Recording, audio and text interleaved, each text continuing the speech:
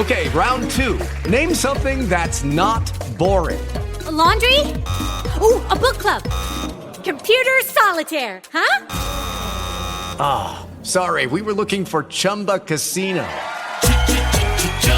That's right, ChumbaCasino.com has over 100 casino-style games. Join today and play for free for your chance to redeem some serious prizes. ChumbaCasino.com. No purchase necessary. Void where prohibited by law. 18 plus terms and conditions apply. See website for details. We made this.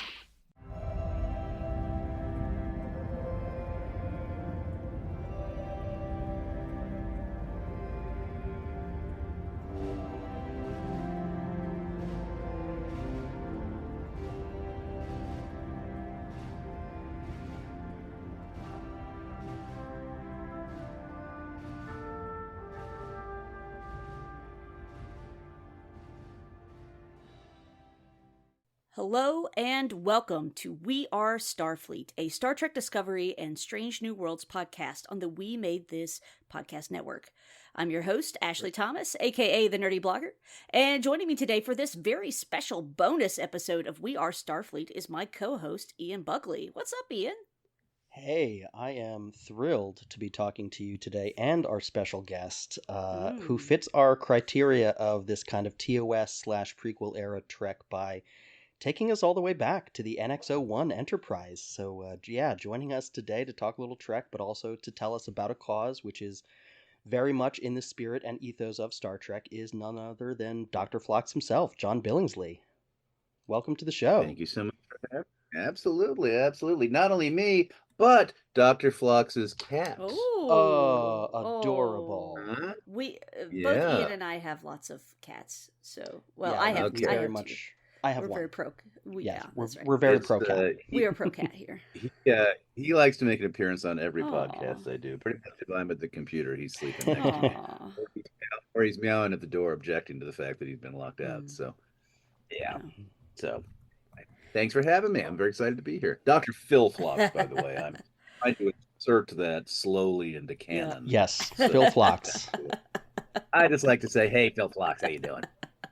I love it. Got a medical problem? You have enough insurance? Do you have enough insurance? Because I like to think Dr. Phlox is selling insurance on the side. I've got a whole backstory about Dr. Phlox. Well, we'll have to dive into that a little bit. Yeah. Yeah, he got out of Denobula 2 steps ahead of a law. That's my other theory. Well, John, we are super delighted to have you on the show today. We'd love to ask you a lot of Star Trek questions, but then we'd also love to give you an opportunity to talk about an upcoming Star Trek telethon in January called Trek Talks 3. Yes, in support of the Hollywood Food Coalition. Yeah. So That's the logo. That's yes, not I our, see. That's not our actual. This is not our actual logo. This is something that was created specifically for one of the programs we run, which is the Sunday Sack Lunch program. For those in the listening audience, John is brandishing his super cool Hollywood Food Coalition T-shirt at us. Oh, that's right. I forget. We're looking at each other, but I always forget the podcast doesn't actually. I'm making I'm gesticulating. I'm doing things with my body. I'm contortioning. None of that is actually. I mean, he's basically a human pretzel at this point. Basically a human pretzel. Yeah. Yeah.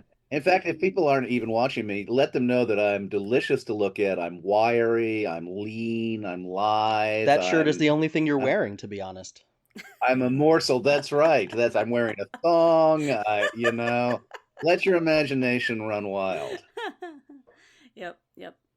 And Ian and I showed up in our, tuxes because that's Oh my God, I'm so impressed. You've dressed to the nines. I'm flattered. Well, John, we'd love to ask you a few things about your experience on Star Trek, and I'm going to hand it over to Ian because he's thought of a lot of really wonderful questions to ask you. So, Ian, why don't you take it away, brother?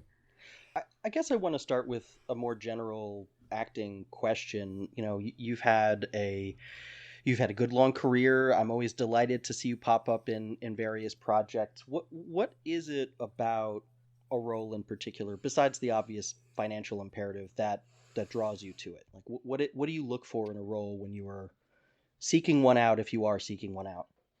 Boy, I wish I could say that I had the luxury of choice. There are actors in our business who get to pick and choose. for people on my rung of the ladder, although I've worked fairly consistently down the years, very rarely have I been offered a gig. Usually it's an audition. And the choice of whether to audition or not is kind of predicated on, do you find the material morally objectionable? I did not audition for an Ayn Rand biography one time. I've not auditioned for horror films. There are things that I just don't aesthetically care for. But generally speaking, you're auditioning for most things because you're trying to make a living in this business. And so I don't think I have an answer to that question. I can tell you that once you get a part, you're looking to try and find that in the part that you can most connect to as a person. I mean, that's ultimately the gag, is that you're trying to figure out what makes this person tick and how do you make a personal investment in that person's troubles and his actions and what drives him, what animates him. You've got to find a way to make that meaningful for you. That can be hard if you're playing a child molester. Sure. So somehow the challenge is to kind of try and find a way to take that. I'll just use that as an example. It's a horrible example. What a horrible thing to start talking about on a 10 o'clock on it. But nonetheless, those are the challenges. You get some icky parts. How do you make them real? You've got to find a way to take what that person's passions are, what drives them, what's fucked up about them, and make it make sense to you and make it feel personal to you. Sometimes that's hard, but that's always the gig. And what makes acting fun is the fact that sometimes it's actually more challenging than not. And in this case, in the case of Enterprise, you were playing an alien. What was the challenge of finding something to relate to this alien character? Oddly, that was the easiest thing maybe I've ever done, because that guy was just so curious and passionate. I mean, he was willing to leave his home planet and go out and adventure. That's in all of us, that desire to, throw your elbows out and explore and take risks. Some things are easier to touch than others. That was one of the things that for me was lovely about that part, is the guy was not just optimistic, but philosophical about the risks he was. I always thought he was going on a suicide mission. Hmm. In my honest feeling, he'd reached a time in his life, he'd had a family, he'd had a lovely life. He was ready to say, with the last few years I have, it's like the people who, when they turn 75, decide they're going to go sail across the ocean. They can't do that thinking they're probably going to survive. It's that they feel like the life they've led has been exciting, but there's one last huge, amazing challenge. That was actually not the hardest part I've ever played. I loved that part. He was buoyant, he was funny, he was kind, he was curious, and he was blithe about the risks. And one of the things that I always appreciated about the character in that series was that he was this consistent moral bulwark.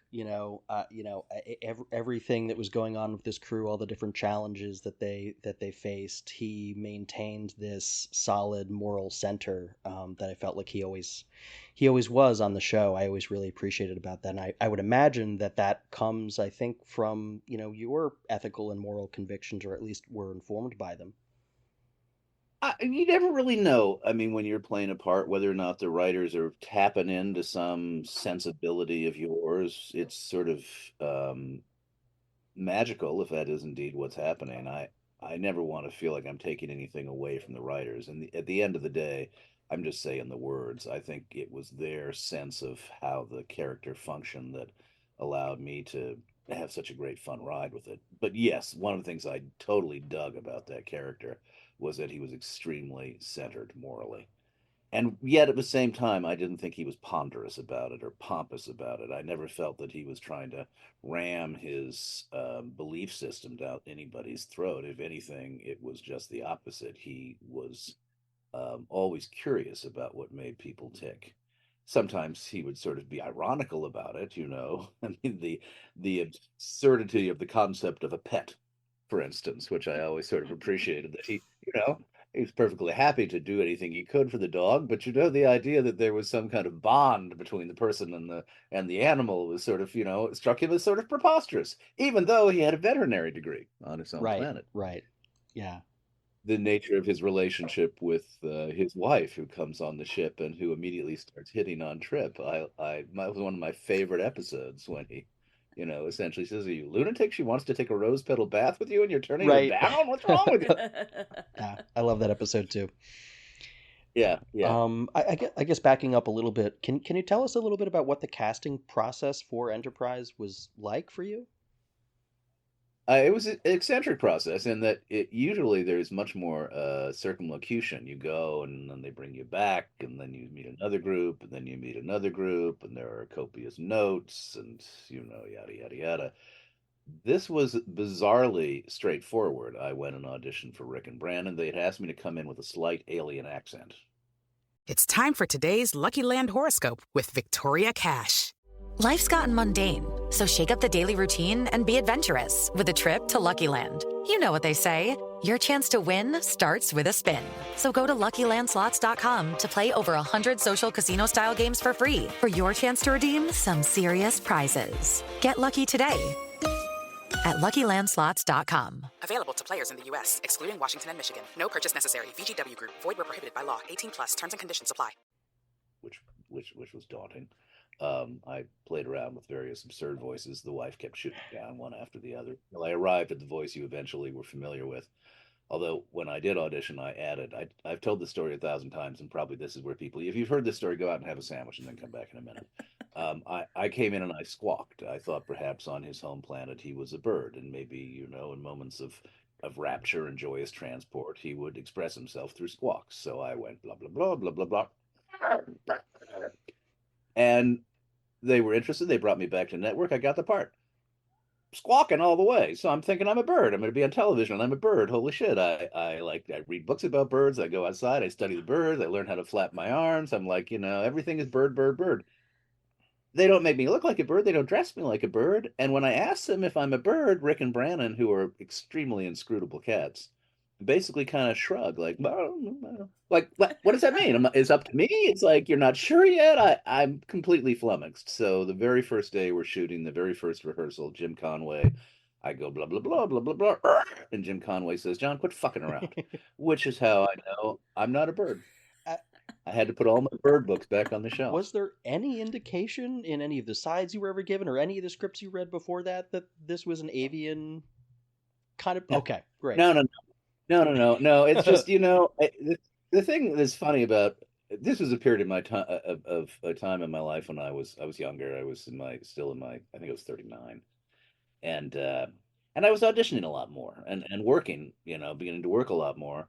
And you have auditions, sometimes 3, 4 a week, and you're not very precious about. You can't be too precious about any of them. One, there's another one coming up the next day, and two, you just don't know. So I always sort of operated, look, the thing that I need to do is make sure that I'm enjoying the audition. I want to do my work, I want to be prepared, but I'm not gonna be shy about taking risks or doing things that may be outre because I've got to be able to have a great fun time engaging in this process. So this came in, I didn't get the script, I don't have a backstory, I don't know anything about the Denobulans, my friends who are Star Trek aficionados, so we don't know that species, it's new. Come in with a slight alien accent. He's clearly buoyant. That's the only thing I could really, own is that this guy is like, he is again willing to leave his culture, his planet, his species, and go off, jaunting around with a bunch of humans who, yeah. So I got to think, okay, how do you express that kind of buoyancy? So I just seemed to me to be like one expression of it could come out in like remember Peter Pan? He crows. Mm-hmm. Right. And I think probably that was sort of subconsciously inside me that Peter Pan, whenever he was full of himself, would always crow.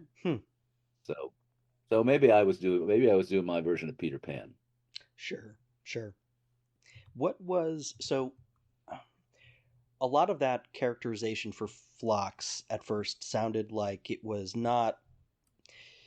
You were inferring some things that were on the page, that weren't on the page in order to develop this character, right?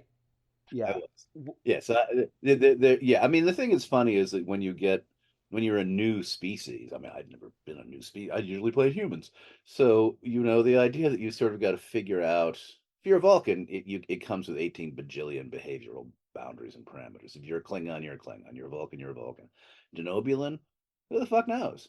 So I wrote this little Bible for myself, or at least thought of a Bible for myself. I thought he came from a monastic world where there are only like 9 denobulans left, and he left because he was bored. It's like, screw this, there's nobody to talk to. And it turns out they're the fuck bunnies of the universe. They all have like a gajillion children. There's like, you can't move without bumping into another denobulan. They're so precious about their space, they hate to be touched. I never would have thought that in a million years. So you have to be prepared to kind of like throw out your preconceived notions as it goes along. I think what I largely tracked with the writers was the philosophical, the Zen Buddhist part of him. That we are here for a limited time, and we should get maximum love and enjoyment out of the time we have, and we let go. We just let go of what we cannot understand or appreciate about, some other world beyond us. That I felt like, I just knew that was who the guy was, and I think they knew that's who the guy was. We were very simpatico on that front. The eyebrow raising was, for instance, in the scene in which there was some discussion about, my wives. I have multiple wives. They have multiple husbands. I really tried to find some way through the raise of an eyebrow to suggest that I got it on with the husbands as much as I got it on with the wives. I don't know. I've perhaps people are just blowing smoke up my ass, but down the years, people have told me that was what they perceived. And if that is the case, I'm happy because that was not on the page. And that's fair enough. I think that largely is something that I don't think anyone, if they weren't overtly aware of that was what was going on with Phlox, would be surprised. He seems like a pretty easy come, easy go guy. Yeah, I mean, I always liked the fact that Phlox would eat anything too. Uh-huh. Anything that wasn't nailed down was just lying around. It'd be like, if there was mold on it, he'd go, well, maybe mold is good. I don't know. I want to try that again. Yeah. Yeah.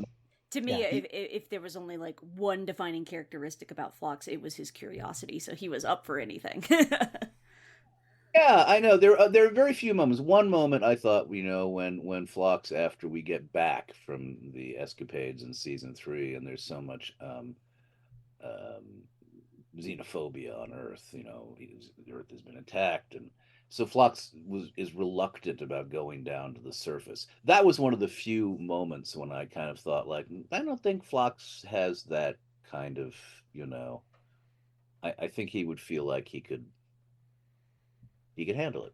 And then, in fact, he does because he blows up like a pufferfish, which Right. those are the other things. It's like, you don't know. If I'd known when I got the job that I could blow up like a pufferfish, I might have had a whole different sense of how to play the guy. They didn't tell me I could blow up like a pufferfish until the very end. Like, now you tell me. So how collaborative was the process of coming up with it sounds like largely you were left to your own devices. Bob Picardo, who I always make fun of, was notoriously always hiding behind the flower of a rose bush, and jump out at the writers and say, "What if I'm an opera singer? I'm having an affair with 7 and 9. How about this? How about that?" God bless him. He's just teeming with ideas, and two, he clearly has no boundaries. I never really quite summed up the nerve to kind of go knock knock. Hey, how about? Anytime I kind of casually pitched an idea, that always look at me like I was a lunatic. Like, for instance, I suggested, hey, how about this? We picked up an abandoned ship full of denobulans.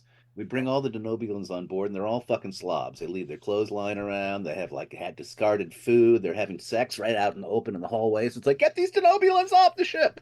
But they all look like me. Any future iteration of Star Trek, if they're going to use a denobulan, they have to call me. They didn't like that. They've so no, it wasn't. It's not to say that their door wasn't open. It's not to say I suspect that. I'm sure that Scott and probably Connor and maybe Jolene were having conversations with them. Probably I never did, because with the rarest of exceptions, I actually never disagreed with the direction they were taking the character in. As I said, that was a moment when I thought he wouldn't have necessarily shied away from confronting the xenophobia directly, or in the episode where it turns out he is meeting a member of a species that his species has long been at war with, and he's still bridling at I having Phlox have some kind of nativist or racist sensibility was hard for me to kind of like swallow down. It's so antithetical and antipathetical to what my sense of who the guy is. But that's storytelling. Yeah. Generally speaking, just never had any cause to call them. Sure, but I mean, was there, when there were those rare times when they were writing Phlox in a way you felt like didn't really match up with the character, did you give them those No. notes? Okay. No. I just lived with it. I made it work as best I could. I think one, I'm number 7 on the call sheet. I appreciate the gig, and I think my job as an actor is to make what the writers write work. That's my job. In instances on the set where I feel like I can be of value to help, suggest an action or maybe some direction that the scene could go in where I feel like the scene isn't quite working, I will certainly speak up. But generally speaking, I'm not the writer. I wasn't hired to be the writer, and I tend to kind of feel that actors who think that they are as good as the writers aren't always right, and frequently aren't right. Sure. One of the things that to me in this business, the most important thing is Lucky Land Casino, asking people, what's the weirdest place you've gotten lucky? Lucky? In line at the deli, I guess? Aha, in my dentist's office.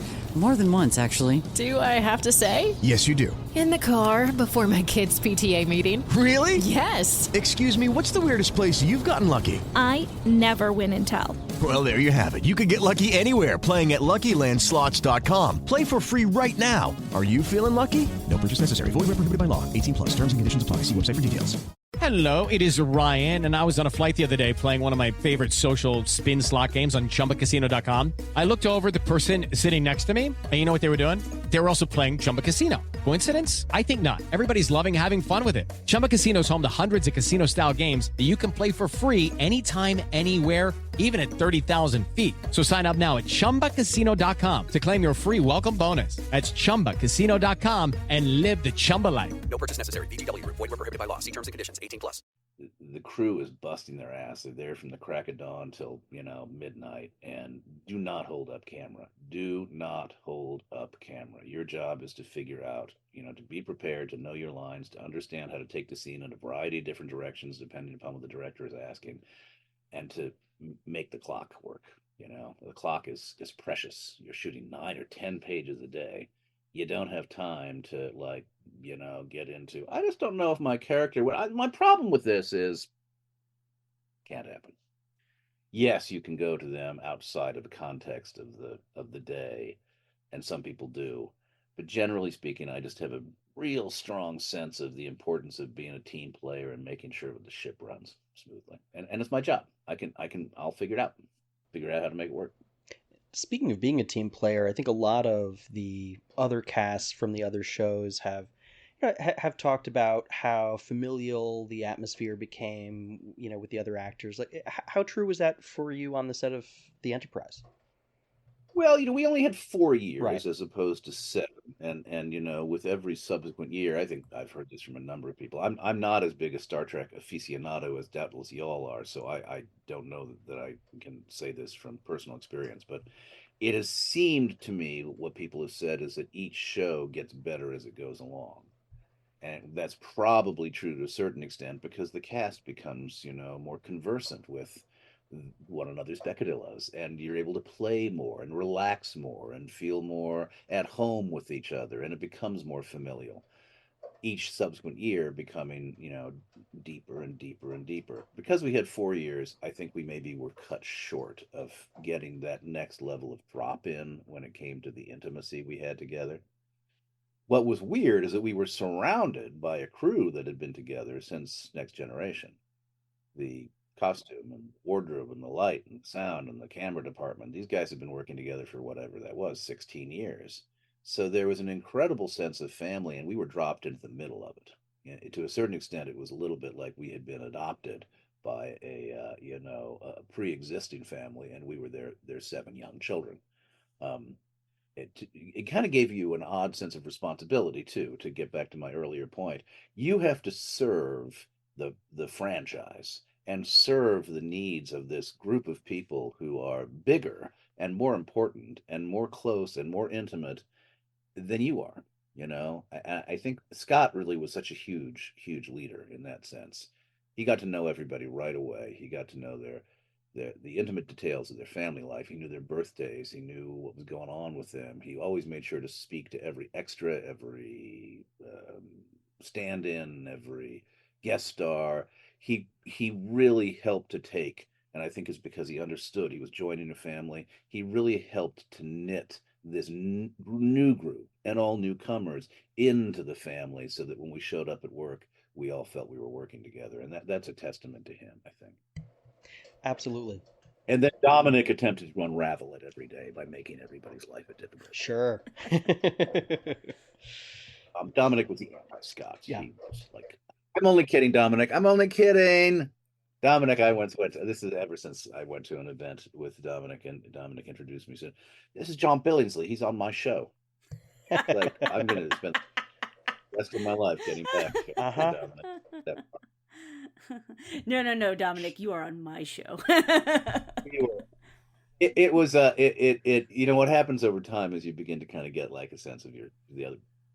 It's not that you don't know right away, but you begin to trust the other person's sense of humor, and you begin to know where you can. I wished we'd had another few years, because I was beginning to feel like, yeah, I think I can say this. I don't think I could have said this in year one, but now. Well, I used to sing a song. I used to sing a song to Dominic because I was number 7 on the call sheet, and I was the only old person. Everybody else was. Scott is older than I am, but he looks like he's 20.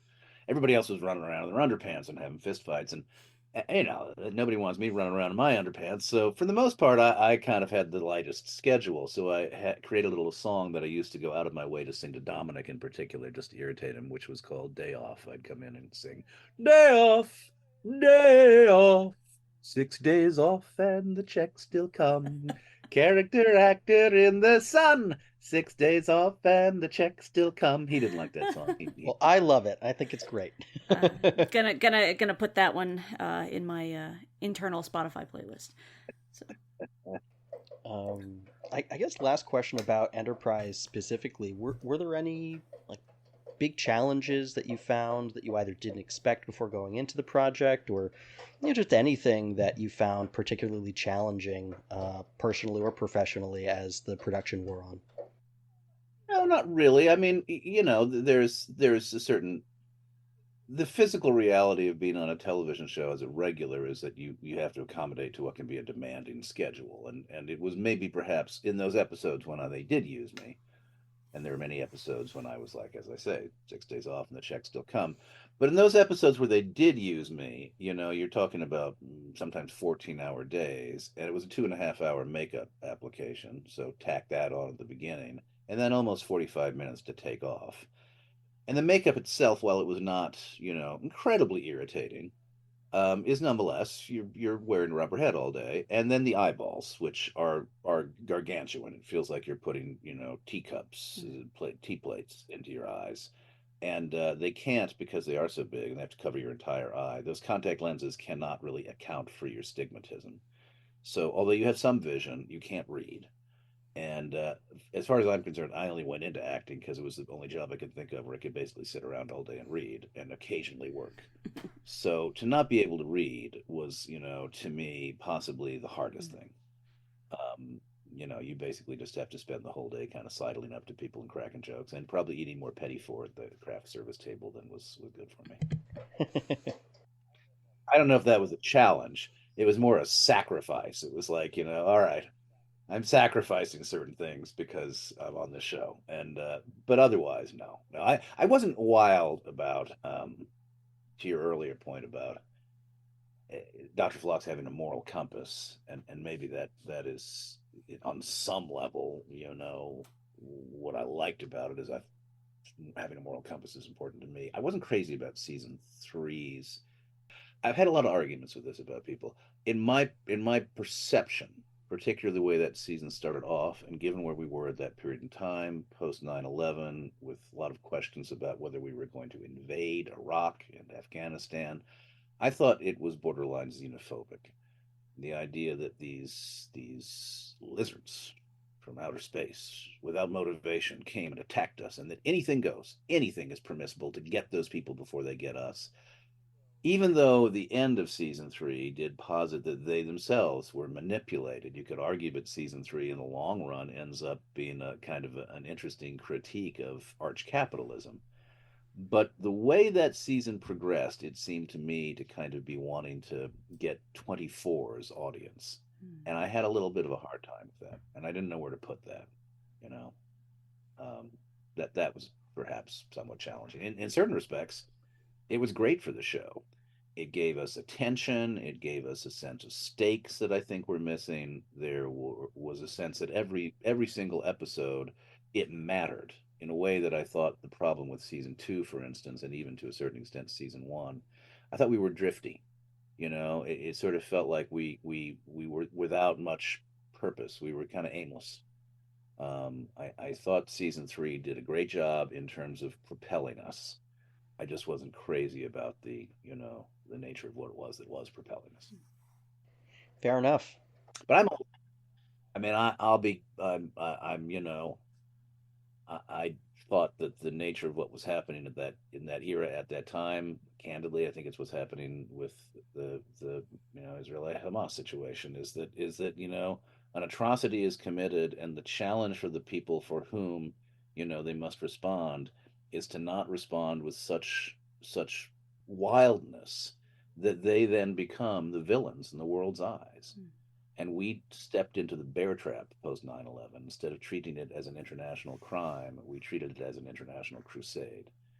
And I felt like our show, I would have wished our show would have had the sophistication to respond to what was happening in a way that would have been more reflective of Roddenberry's vision. Roddenberry's 1966, 67, 68 episodes that I think were subtly attempting to critique imperialism and our involvement in Vietnam, for instance, I think were more emblematic of who he was. Sometimes the shows now that are not being produced with his supervision don't always, in my personal opinion, quite capture what made Star Trek what it was. One man's opinion. Well, I think it's a respectable opinion, and one that is also represented in the fan base to, I think, a pretty big extent. So you're certainly not on an island with those feelings. Yeah, I mean, it's interesting because I think what's changed obviously is you go back and you look at the original show, and you could say there was also whether it's misogyny or whether it's just sexism. I mean, the girls ran around in their little skirts, and if Kirk didn't fuck somebody in every episode, it wasn't really an episode. I mean, there was so much that was also reflective of some of the things that weren't even people's brains as social and moral constructs that needed to be questioned and examined. So I think you could look at modern Star Trek and say the fact that it is considerably more open in terms of discussion of gender fluidity and sexual roles. And although Star Trek, or the original series, kind of did a lot of groundbreaking, I think the current iterations of Star Trek go even farther in really kind of saying, let 100 flowers bloom. And that when it comes to constructs of identity and race and culture, please. Politics and culture are somewhat different, you know? And in a weird way, I sort of thought Gene was maybe not quite as forward in certain cultural respects, but forward in political respects. And now, oddly, I kind of sometimes think the opposite. Interesting. A little bit with Star Trek. Yeah, yeah, I can see that because there's, like you said, there's this tension behind wanting to be more progressive in representation. For example, the cast that you have, the kinds of relationships that the cast have with each other and their characters, and yet the actual message, so to speak, of an individual episode might not exactly line up with where you're thinking things should politically.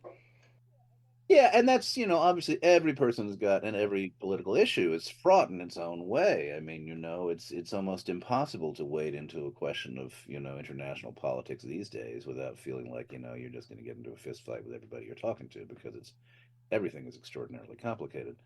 In certain respects, the 60s were an odd period historically because there was still this narrow window and very narrow window when there was more uniformity of agreement.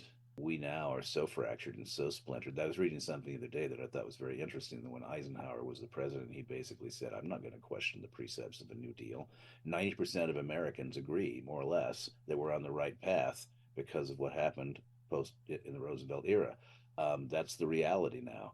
And if indeed, if you go back and you look at the polling in America of citizens during this period and into the 60s, there was very little wiggle room in terms of what people believed and thought. What is now, some of that is because certain things that, were just accepted as a given. The idea that, the civil rights movement had not actually really brought the nature of what was happening to an African American population that was being oppressed to the surface. But some of it was we had come together and we had made decisions together that we, more or less kind of agreed with. There should be a social safety net. We should have a tight relationship between labor and management. There should be, a sense of movement forward with progressive healthcare. There was large agreement, and that's gone. And it kind of happened for, I think, very specific historical and political reasons. But the original Star Trek was being made at a time when there was much more agreement about shit. And so it's hard for Star Trek to quite achieve the same thing, I think. Yeah, especially now where not just, politically everyone is divided, but everyone has divided their attention into all these little silos. Their entertainment is so much more fractured. You don't have shows that everyone in America is sitting down and watching at the same time. That doesn't exist. Yeah, no Walter Cronkite ending the Vietnam War by saying he didn't like it anymore. Yeah. I'd love to hand this off to Ashley next. I feel like I've been asking a lot of questions, and I'd love to hear Ashley ask some as well. Less Star Trek focused, unless you have some that you want to get out there. No, I think this has been a really great discussion, and I'm just happy to be an observer in this. So, John, you were talking about some challenges that you faced in the storytelling and in us, humans existing in the world and not knowing how can we talk about these issues without getting into a fist fight. How can we bring that kind of Star Trek ethos to reality? And one of the biggest challenges that we face as human beings is food insecurity. We don't live in the Federation era with post-scarcity and replicators. So I'd love for you to tell our audience about something that you personally are trying to do to help with. Yeah, and there are two directions I could take, and I'll start with just talking a bit about the group I work for and what we aim to achieve, and maybe talk a bit about the event that we help to produce that raises money for our organization, the Hollywood Food Coalition. It's been around for about 38 years. We do a lot of different things, but essentially we're trying to use the instrumentality of food and the provision of food to people in need to help perpetuate a growing coalition of social service providers to knit a community fabric together. One way we do that, we rescue 3 million pounds of food a year, and we share it with about 150 other community groups. Battered women's shelters, organizations working with street kids, drug and alcohol rehabilitation centers, senior citizen homes, to try and make sure that the meals they're providing to their clients are as good as the programs and services they're providing. In that sense, we get to know a lot of organizations that do a lot of good work. We also serve a hot meal to around 300 people every night, 7 nights a week. Haven't missed a night in all our years. And as we get to know these other social service providers, we're creating, we hope, a network of possibility for some of our clients. We have what we call navigators who help our clients connect with other social service providers. We have a UCLA medical, dental, and vision van come to our campus. We try and connect people with organizations that might be able to find a roof for them, or help them with legal problems they're having, or help them get documentation that they've lost. So much of it, I think, what's happening in America is because we've had a federal government that has basically said, we don't really believe that a social safety net is as important as it used to be. You solve it. And it has become incumbent on cities and towns and communities to kind of recreate that social services net through private means on the ground. I think that is a political problem, but nonetheless, it doesn't change the fact that the work still has to happen. The Hollywood Food Coalition, additionally, the other part that's important to me about the coalition building aspect is we work with a lot of other community groups to say, look, what are the problems with food rescue and food deserts and getting food to people in need that no one group can solve? For instance, refrigeration and storage. There's a lot of food that can be rescued from grocery stores, restaurants, etc., but we have to get it into a refrigerator fast while we're looking for the place where it ultimately wants to land. There's not enough refrigeration. There's not enough storage capacity. There's not enough transportation capacity. There's not enough volunteer capacity.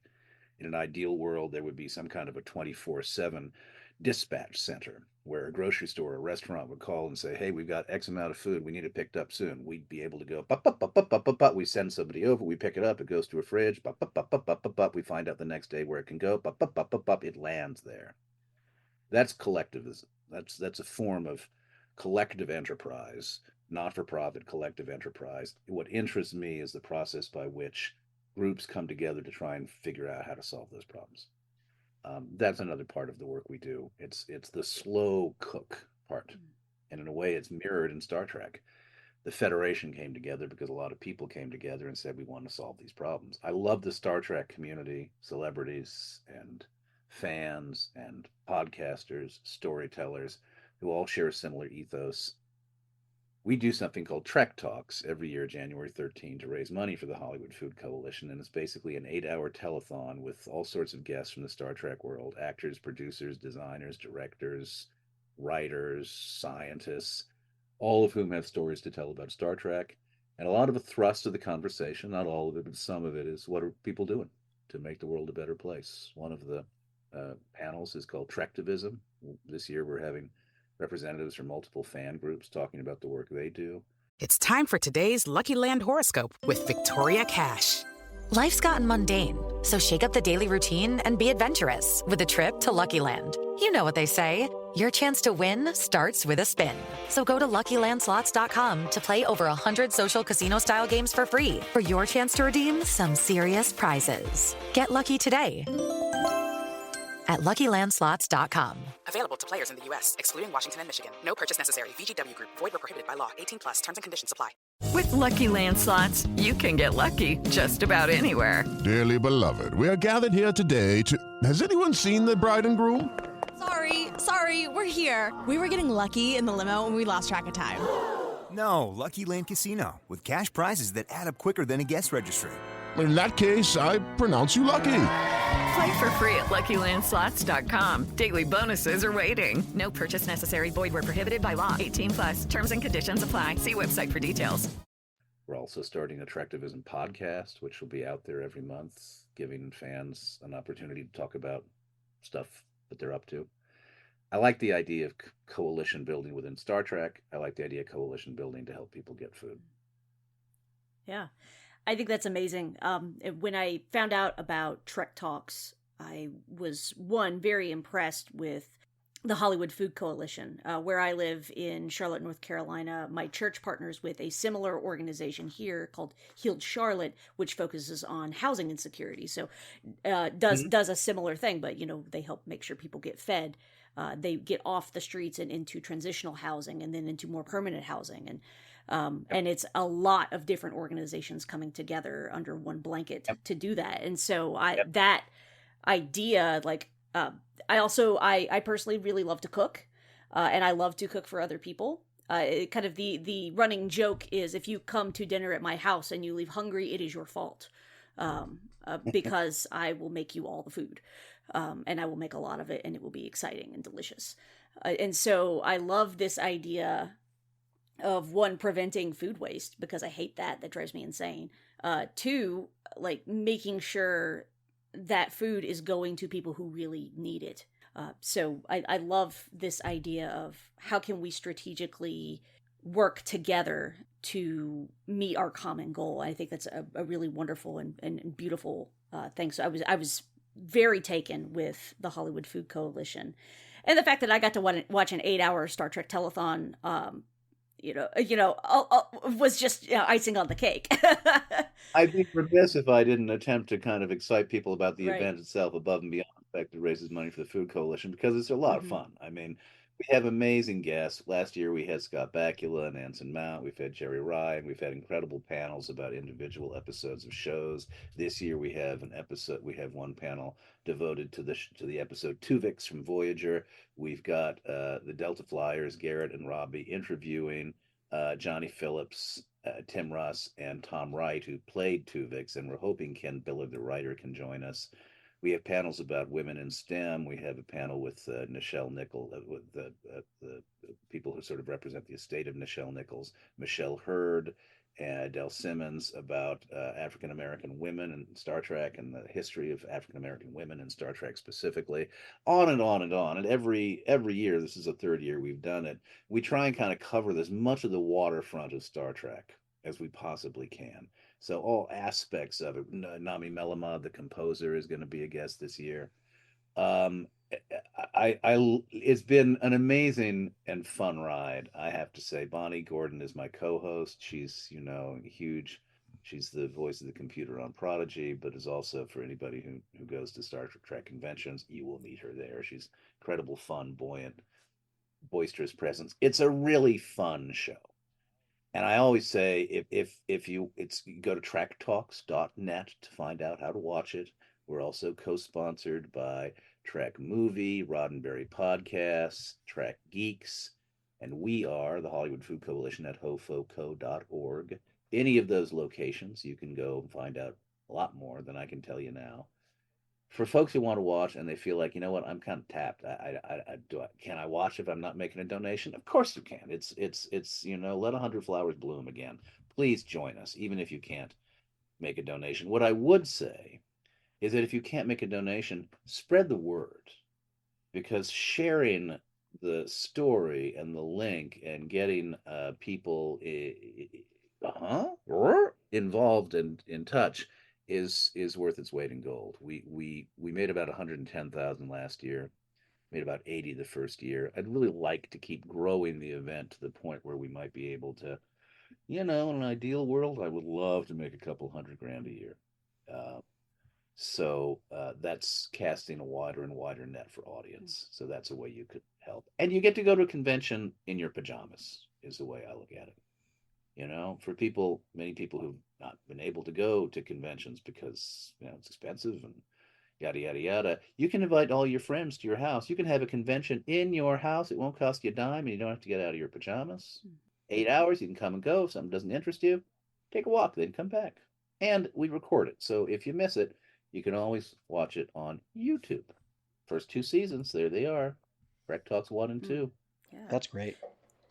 Yeah, I was able to watch almost the entire telethon last year, just had it on the background while I was doing different things, and it... Making dinner, making amazing meals. Oh, yeah. It was amazing. It was such a cool way to get to hear from not just actors and directors that we're all pretty familiar with, but also get to hear from like prop makers and behind the scenes folks and people in the Star Trek community. We've got a bunch of scientists that are going to be on the show. We've got folks from we have Tay Phoenix from Trek the Vote. We've got folks from the LA Away team.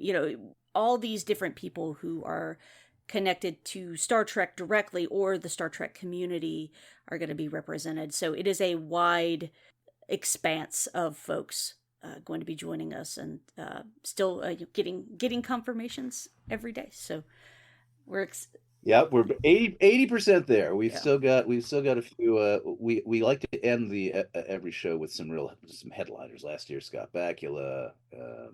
Year before that, Jerry Ryan. So we're still trying to nail down our headliners to end the show. But we've got some irons in the fire, and I'm hoping by Christmas we'll have the final run nailed down. Things got a little pushed back this year because we had to wait until the strike ended to get our invites out. So I'm about 3 weeks behind where I have been in past years. I'm finding I'm getting up crack of dawn, getting to the computer, and it's like, all right, here we go, back at it. It's something you said that I also wanted to mention, because what thrills me is that everybody I talk to is able to kind of say, there's an organization that I know that does la la la la la. As much as I want to raise money and attention for the Hollywood Food Coalition, I also really always want to encourage people to know that there is a place in their hometown that could use some help. And if it's not financial help, it's just, are you feeling a little bit of a sense of like, in my life? Because I think that question of is frequently best answered by service and by volunteering. And there are places in your hometown that could use you, and that will match up with what your interests and passions are, be it cleaning the beach or teaching a kid to read or volunteering to help people who are getting out of prison kind of mainstream back into society or working with animals or. I'm a great believer that sometimes the challenge is to figure out what your activist bliss really is, what your volunteeristic passion is. And that can require some questions. But there's so many cool groups out there doing fabulous things. It's what keeps me candidly in this rather dark political time we're in optimistic. Because I do think people are virtuous. I think people are kind. I think sometimes there are folks who unfortunately are able to push people's kindness to the back burner and pull their sort of selfishness to the front burner. And the only way to fight that, is to find ways to emphasize the opposite. It's like put the negative shit. When I travel around, if I'm in a bar and I'm having a conversation that turns to politics and it looks like it's going to get cantankerous, I'll kind of switch it and say, can we talk about what you do to help people in the world and how that makes you feel good? What is the thing that you are most connected to that makes you feel like you're really a cool person? And I think that's the only thing that I have come to believe can can can be used to respond to what people in our politics are trying to do. To do the opposite, you got to do the opposite. Yeah, I think I would agree with that assessment. Yeah, it reminds me a little bit of, I think Mr. Rogers said something after 9/11. I was a big Mr. Rogers kid growing up. In response to a question of like, what do you say to kids or adults who are faced with, horrors of the world? And he said, look at the people who are helping. Look at the people who are doing good still in the face of tragedy and conflict. And I've always taken that to heart. It sounds like you have too. Yeah. Yeah, I mean, in the end, I mean, you can't change the world, but you can certainly brighten the corner where you are, which is what they say in the Bible. I'm an atheist myself, but I've read the Bible, and I certainly believe that so much of what Christ had to say was rooted in the idea that, you give of yourself to others and you don't worry so much about as he put it, the mote in the other guy's eye when you've got a board in your own. Yep. I always loved. Although as a kid, I could never understand. I have a board in my eye. What is that? Oh, that's literary license. I see. That is what we like to call a bit of hyperbole. Yes. Well, Jesus was nothing if not hyperbolic. I can raise the dead has kind of got, I guess, justification for being a little hyperbolic. Yeah. That was the part that I always kind of stumbled over. Like, I love what he says, but I don't think he really raised it. Yeah, I did. Well, John, tell us a little more about how you got involved with the Hollywood Food Coalition personally. Actually, after Trump won, and I've always been involved in social service organizations for a number of years. I was on the board of an organization called the AIDS Service Center. I've just done. That's always been part of my life.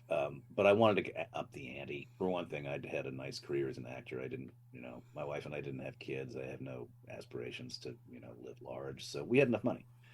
So when Trump got elected and what I thought that meant for us as a country, I felt like we'd, not only not listen to the better angels of our nature, we'd run in the exact opposite direction. And I just felt like, what response can I have as a citizen to that? So I started an organization called PUSH, People Unwilling to Sit on Their Haunches, which was intended to be a way to help encourage people to figure out how to give more back to their community. And as I began to organize that and get people together and kind of spread the word and yada yada, I realized I could either be a facilitator or a doer, and I wanted to be more of a doer. So I, in attempting to kind of model, what about this, what about that, had tried a bunch of different things, and I'd volunteered at this amazing organization, the Hollywood Food Coalition, making fruit salads, washing dishes. And I thought, I actually would be better served to go deeply into the organization and help it grow, because it was at a very difficult point. The person who was their chief cook and bottle washer, a wonderful woman named Sherry Banana, who'd been the inspirational leader for years, was getting on and was kind of wanting to retire. And there was no way we could replace her because we didn't have any money. So I kind of wanted to help respond to that and help to get a lot of people together. And we collectively decided we wanted to grow the organization And that led to more food rescue, and that led to the exchange program. My wife and I started something called the Pickup Artists. We got about 50 people together, and we rescued food from TV shows and film shoots to provide better food to our own home kitchen, but then ultimately to share it with other groups. And I kind of thought the sharing ethos, the coalition building ethos, was the part we needed to go a little further forward into, because to me, not only would it be helping more people, but candidly and pragmatically, it also becomes something that people are more likely to want to fund and support because you feel like you're making a systemic difference. And so that kind of has been my last 8 years, is helping to build our capacity to build capacity, our capacity to tell stories about the building of capacity. That's the hard thing for not-for-profits is you have this difficult challenge between not getting too big and losing the sense of what it is you're trying to do, but not dying because you never found a funding base to survive the departure of a couple of key people.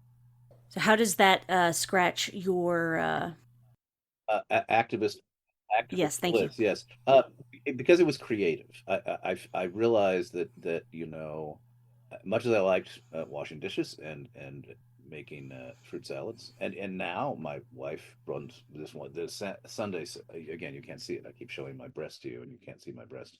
Emblazoned over my breast is one of the insignia we use. It's a lunch bag that says Hollywood Food Coalition inside it. Not our real. This is specially made up for this program. My wife created it. We have community members all over the city that make anywhere between 1,500 and 3,000 sack lunches. They are dropped off at a location that we run, and we, in essence, spread them and distribute them to other groups, and they go all over the city every Sunday. I love that hands-on stuff, but the part that I realized was my bliss was the creative envisioning of how to build and solidify a not-for-profit. I started a theater company years ago. I started an acting school years ago. I was on the development board of several other not-for-profits. I'm really interested in how you make something survive, how something can survive and grow, Yeah. And there are logistical challenges, there are political challenges, there are administrative challenges. It's weirdly, it's like running a business, and then there are all these skills I don't have. I mean, some of it is just you have to have. This was a hugely team-centric approach. The first task was everybody who loves this organization get in a room and envision what its future would look like. We spent almost a year just talking about what the future would look like. Out of that came a strategic plan. You've got to build a team. The Trek Talks team, 15 now people, I think, who make this possible. I can't do a fraction of the things that are required. I don't have skills that y'all have. I can't do social media. I don't know how to podcast. I can barely tie my shoelaces. It is always about team building. It's always about the federation. And that's my activist bliss, is coalition building. I think that's amazing. And full disclosure, y'all, yours truly is managing the social media for the Trek Talks telethon that's coming up on January 13th. Getting handsomely paid. Yes. I get to have Zoom meetings with you every other Friday, John. So, I mean, I'm still kind of like, what? I get to, I came very late to Star Trek. I didn't watch Star Trek at all until I saw the 2009 movie, which anybody that knows me thinks that is completely baffling because I love all things like sci-fi and in space, and had somehow just never watched any Star Trek at all. And I went on a deep dive and took the next 6 years to watch all of Star Trek that had been released at that point. And so now, I wondered you had time to take a bath. It was all on Netflix at the time, and I would just have it on the background while I was working from home, because I've worked from home for years, so I would just put it on in the background and do things. But anyway, so I guess it would have been 2015 when I was finishing up Enterprise, and never would have thought I'm gonna have Zoom meetings with Dr. Phlox every other Friday, and be like, oh wait, first of all, what's Zoom? 2, how? What is this? What is this happening? So anyway, thank you, John, for and Dr. Phlox adores you. Oh gosh, God bless you. Thank you. It has been, thank you. I can't thank you enough, because Again, I can't do. Mm-hmm. I had one skill in life, pretty much. I was a pretty good actor.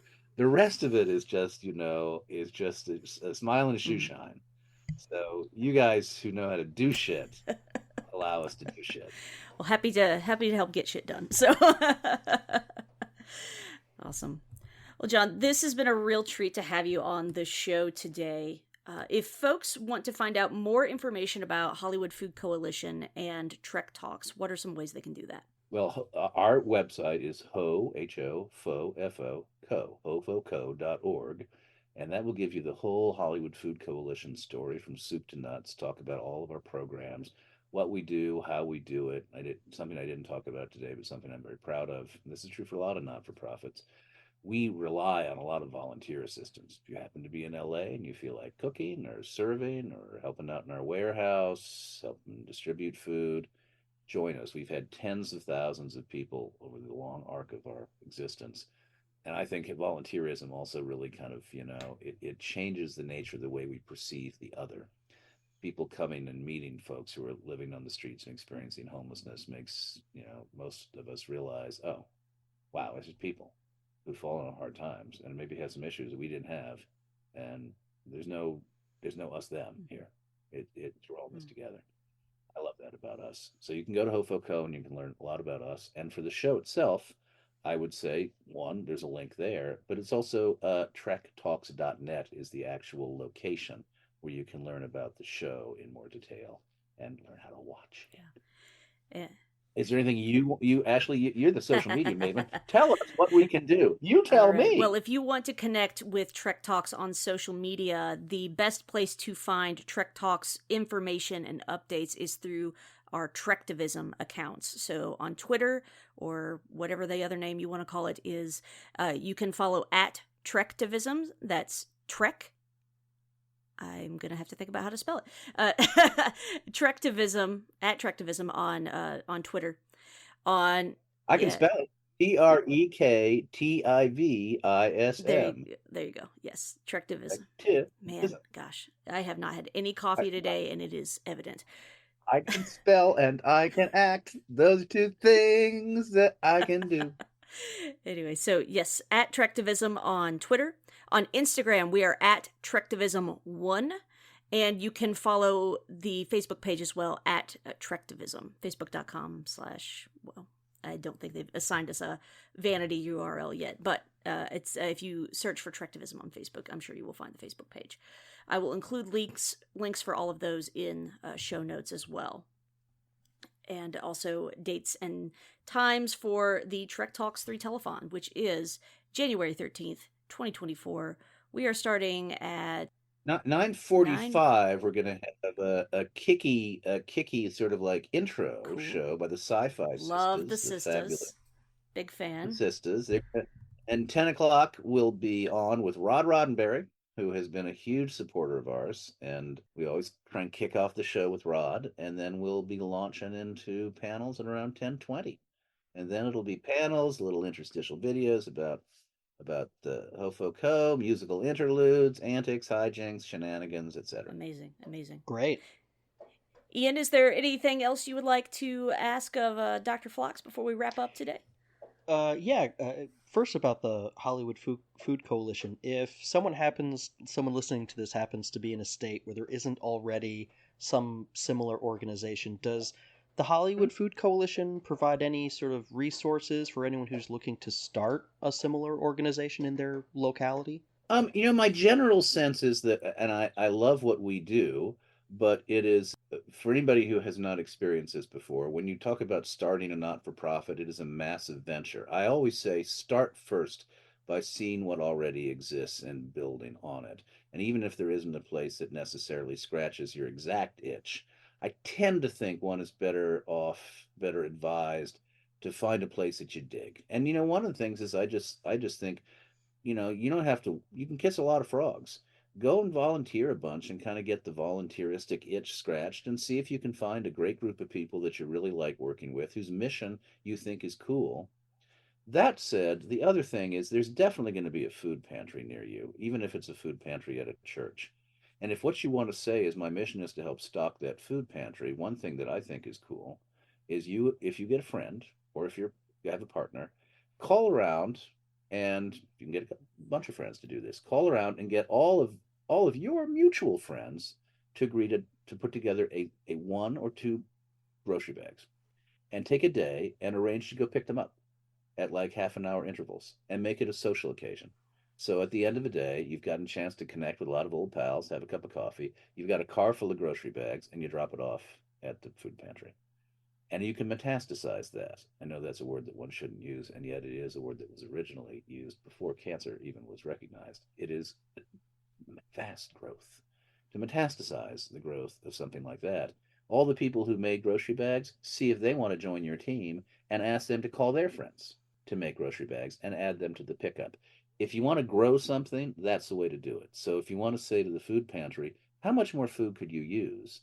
That's what I would recommend to make what I do happen where you are. And you can do the same thing. You can do it with books. You can do it with toys. You can do it with clothes. You know, so much of growth and coalition building has to do with expanding the network capacity for growth. And that's your friends, their friends, their friends, their friends. So, having some kind of regular meeting, maybe it's on a quarterly basis and it could be on Zoom, or it could be, I love doing things in person. It could be at a coffee house, and everybody who's interested in expanding it and kind of, come. You'll find the people who really are the team leaders. They will emerge. That's when you can take that next step. Yeah, yeah, and even something like the concept of the little free library. I know a lot of folks do those. I've seen other folks step it up. Around here, we call it, because we're in the South, we call them blessing boxes, and they are filled with food staples, books, blankets, things like that that are needed. So if you need something, take something. If you have something to share, leave it. So it's open. Even something small like that, if you have the ability to put something like that at the edge of your driveway, go for it. There are lots of different ways you can scratch that itch, find your activist bliss. Yeah. And there are people whose instinct runs more towards scratching the itch on the political front, and I think that makes perfect sense too. In which case, I would say for people who are running for smaller offices in your community, I mean, again, I'm a progressive, so I realize that not everybody who's listening to this is going to share my politics. But one of the things that I thought was very interesting is the reaction to Trump that was, to me, a positive, was that for a lot of people who'd given up competing in what they considered to be a gerrymandered district, Democrats weren't even running people for office all over the country. When Trump won, suddenly the awareness was, no, you show up. You compete, you speak, you have to speak. And people began to run for office who'd never thought about running for office before, and people began to help those people who never thought about helping people run for office before. And it creates the next necessary wave of political activists. I don't want to have to do what I do. I don't want to have to, as a private citizen, worry about my country's social safety net. I want us as civilized people to come together and say, we have a mutual compact as a society to create a social safety net, and the political class makes sure it survives and grows. We've been abandoned by a political class, so you can't abandon politics. And if people are bent in that direction and they're progressives, huzzah, I say. I think that's all wonderful advice. That wasn't my strength. I helped out in a political campaign. I've helped out in the past. And it's not the best use of me, but it might be the best use of you. Yeah, I don't think it would be the best use of me either, but yeah, I will make sure you don't go home hungry. So yeah, and that's our gag. Yeah. That's the gag for every person. It's like, what's the best use of you, but be of use? But what's the best use of you? Sometimes that's hard to figure out. But it's good advice, and it's something that I think a lot of folks can benefit from taking in and acting on. John, I'm curious. I always like to ask this question. What's the best advice that you've ever received? Could be personal, could be professional. I I don't know. It's advice I received directly from somebody, and I hesitate to even mention this guy's name because I think he's become such a kind of a lunatic reactionary. But David Mamet used to write essays, and one of the essays was devoted to talking to young actors and young artists. And he said, if you have a fallback position, you will fall back on it. And as an actor, that always really hit home to me. I thought, the less I have to do in terms of earning a living at a day job, the more time I have to spend on my art. So for me, I think what I've felt like, identify the thing you love, identify the thing you're passionate about, do it. Don't do the other thing that you feel you have to do to make a living. Because I think sometimes what we in a capitalist society come to do without even realizing we're doing it is we start defining our needs as greater than they really are. We have to have this and we have to have that, and what about that, and I got to get this and I got to do that, because we're always kind of keeping our eye on the other person's paper. And pretty soon we've locked ourselves into a day job situation or a life situation in which what we think we need is really not what we need, and we're not spending time doing the thing we profess to love. So I'll say I didn't have a pot to piss in until I was 38 years old. I was a stage actor. I lived on about $12,000 a year. And one of the reasons that this work appeals to me and why I do what I do now is because I know what it was like to be poor, because I was poor. I wasn't poor, living in the streets poor, but I was poor in the sense that I worried about, can I pay my rent? And I always had to have a roommate, and, I ate a lot of ramen and yada, yada, yada. I was happy because I was doing what I loved. And I think that I don't ever want to kind of say that people should just accept the fact, be happy, be poor, but happy. I didn't like being poor. I'm glad I was able to follow my bliss to a point where I can make a living at it. But I do sometimes think that we lose sight early on of that which animates us, and we begin to kind of try and get the shiny bauble instead. Yeah, I had a similar experience where I was in one job and it made me hate my life, and I realized that life's too short to spend all your time doing something you hate. Focus on what really drives you, and you'll get there. Even the thing you love, you can still want to strangle people. I mean, believe me, times like at a board meeting, it's like I just Oh, my fellow board members are watching this. I'm sure they're not, but hating the thing you love is different than hating the thing you hate. If you're doing something you hate and you're hating it, then get out. I think that ties it back into what is your activism bliss? Go find that wherever you're at. And while you're finding your activism bliss, maybe take some inspiration listening to Trek Talks 3 coming up on January 13th, 2024. As we said, we're going to have lots of cool Trek and Trek affiliated guests and panels and discussions. Going to find out some more about the Hollywood Food Coalition, why it matters, and maybe it'll help you if you're not in SoCal. Maybe it'll help you find something to dig into in your neck of the woods. John, if our folks at home want to connect with you, what are some of the ways they can do that? I'm at jbillingsley60 on the thing that I will continue to refer to Twitter. Take that, bastard Musk. I hang in there, even though I think it has become, a cesspool, because it's where I have my followers, and I'm afraid people will split if I try and move elsewhere. I'm afraid I don't do Instagram. I am on Facebook. I don't have a fan page, but generally speaking, I do the best I can to kind of smooch. I don't spend as much time on social as others do, but at jbillingsley60. Cool. Ian, where can the folks at home connect with you? Nowhere. I avoid social media. As anyone who's listened to We Are Starfleet knows, I have an allergy to it. But I am elsewhere on the network. You can hear me on We Are Starfleet. I also have a podcast discussing the Apple TV show Severance called Illumination Above All that's also on the network. And if you just type in my name, you'll find shows that I pop up on.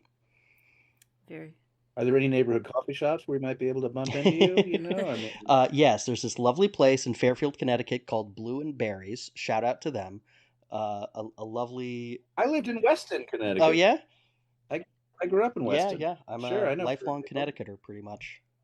Oh, nutmegger. Yep. That's where you can hear me. Wonderful. As for me, if you want to hit me up on the tweets, I am at The Nerdy Blogger. I'm at The Nerdy Blogger at most social platforms, so you can find me there. I also co-host a Marvel podcast here on We Made This called Podcast 616. That is Podcast-616, where Hugh McStay and I chat all things MCU, Marvel Comics, Marvel News, all that good stuff. Otherwise, I think that's all we've got for today on this very special bonus episode of We Are Starfleet. Please be sure to tune in to Trek Talks 3 on January 13th, 2024. You can find out more information about the show at trektalks.net. You'll be able to find out guests, panel information, more info about the Hollywood Food Coalition. Also, we'll need to... I believe our social links are there as well, so if not, we can get them on there. But I will include them in show notes as well. So, all right. Until next time, hit it. Thank you so much for joining us for another episode of We Are Starfleet. We Are Starfleet can be found on Twitter and Instagram at StarfleetPod. Please join us on Saturday, January 13th, 2024 for Trek Talks 3. More information about Trek Talks, the Hollywood Food Coalition, and ways that you can help and stream the show are to be found on trektalks.net. Thanks again for joining us. And remember, we are part of the We Made This podcast network. Stay tuned for previews of more shows you may like to subscribe to in just a moment. We'll see you soon, again here on We Are Starfleet.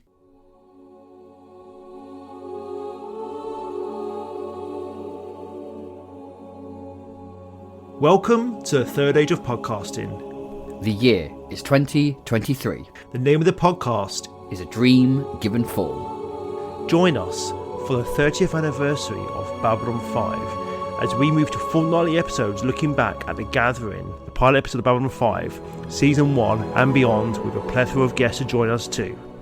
The Gathering is actually 1 week where we critique. There's some good stuff in there, but we can absolutely critique too, I think. I completely agree, definitely. I liken The Gathering and the first episode. I kind of compare them to the X-Files pilot and Deep Throat.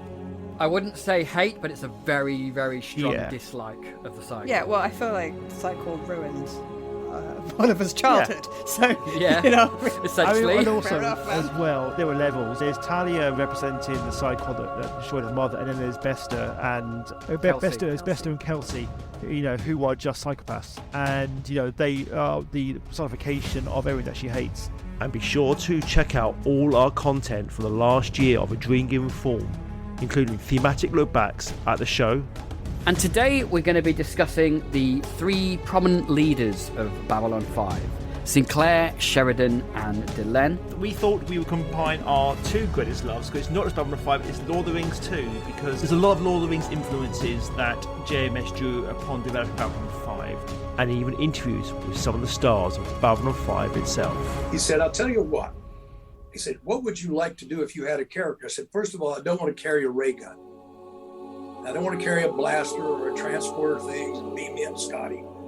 I want to be different than everybody you have on here. And I want to carry a sword because that is what he lives by. That's part of his thing, his warrior mentality. I love hearing that people are still interested in Babylon 5. And, you know, it's really an honor to continue the conversation around a show that meant so much to us. And, you know, it's the little show that could. So check out A Dream Given Form, a Babylon 5 podcast on the We Made This network. The last best hope for peace. Art changes over time. This might feel weird to say because the art itself doesn't physically change, but if we agree that art tells us something about the world around us, what happens to that art once the world has changed? This is the question we try to answer on Movieversaries, a film podcast on the We Made This network. I'm the host, Bo Nicholson, and in each episode my guests and I celebrate and re-evaluate films on significant anniversaries. We examine films from all over the world through a critical lens to determine if they stand the test of time by exploring their themes, performances, and techniques. This year, our focus is on movies made in years ending in 3. So far, we've covered the avant-garde classic Meshes of the Afternoon from 1943. On the other end of the spectrum, how does the technical marvel Jurassic Park hold up 30 years later? We also delve into other iconic films of their time, such as King Kong from 1933, 8 1/2 from 1963, and Return of the Jedi from 1983. From European art house to action, comedy, and horror, if a film is celebrating a significant anniversary, we're discussing it. Don't miss out. Subscribe to Movieversaries now, wherever you get your podcasts.